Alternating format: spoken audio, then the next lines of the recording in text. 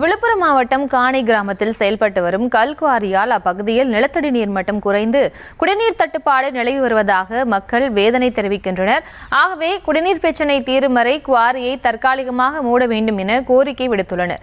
இது தொடர்பான கூடுதல் விவரங்களோடு இணைகிறார் எமது செய்தியாளர் தாமோதரன். வணக்கம். மேலும் விவரம்.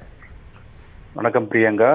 விழுப்புரம் மாவட்டம் காணை பகுதியில் இயங்கி வருகிறது தனியாருக்கு சொந்தமான அந்த கல் குவாரி.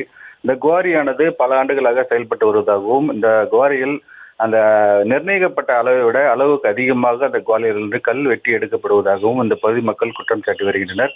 இதன் காரணமாக பல அடி தூரம் ஆழத்திற்கு கல்கள் வெட்டி எடுக்கப்படுவதால் இந்த பகுதியில் தண்ணீர் தட்டுப்பாடு ஏற்படுவதாகவும், குடிநீர் பிரச்சனைக்கு மிகுந்த பிரச்சனையாக உள்ளதாகவும், இது தொடர்பாக அந்த பகுதியில் விவசாய நிலங்கள் பாதிக்கப்படுவதாகவும், ஆடு மாடுகளுக்கு தண்ணீர் கிடைப்பதில்லை எனவும் மிகுந்த வேதனை அடைகின்றனர். இந்த பகுதியில் உள்ள விவசாய மக்கள் மற்றும் பொதுமக்கள் சுமார் 5000க்கும் மேற்பட்ட குடும்பங்கள் வசித்து வருவதாகவும், இதன் காரணமாக இந்த பகுதியில் அடுத்தடுத்து 2 கல்குவாரிகள் செயல்பட்டு வருவதாகவும், இதன் காரணமாக இந்த பகுதியில் தண்ணீர் மிகுந்த தட்டுப்பாடு ஏற்பட்டு வருவதாகவும், இது தொடர்பாக மாவட்ட ஆட்சியரிடம் பல முறை புகார் எடுத்தும் எந்தவித நடவடிக்கையும் இல்லை எனவும் இவர்கள் குற்றம் சாட்டுகின்றனர்.